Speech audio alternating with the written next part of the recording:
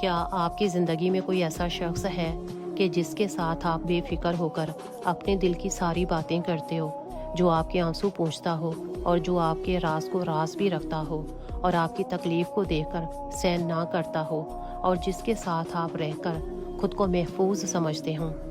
اور جو آپ کو سب کے سامنے ذلیل نہ کرتا ہو، سب کے سامنے آپ کو عزت دیتا ہو اور آپ کو پردے میں رہنے کا کہتا ہو، جو آپ کے اوپر تھوڑی سختی کر کے آپ کو نماز کے لیے کہتا ہو؟ اور اگر آپ کی زندگی میں کوئی ایسا شخص ہے جس میں یہ ساری باتیں ہوں، چاہے وہ شوہر ہو، بیوی ہو، بھائی ہو، باپ ہو، جو بھی ہو، اس کی قدر کرو۔ ایسے شخص کو کبھی مت گواؤ، کیونکہ زیادہ تر آج جو ہوتے ہیں وہ تماشائی ہوتے ہیں۔ اور اگر آپ کی زندگی میں ایسا کوئی شخص نہیں ہے تو پھر اپنی ذات کے اندر ایک ایسا انسان ڈھونڈو کہ جسے صرف اپنے لیے نہیں بلکہ دوسروں کے لیے بھی جینا آتا ہو، اور یہ سوشل میڈیا کے افیکٹ شدہ چہروں سے متاثر ہونا چھوڑ دو،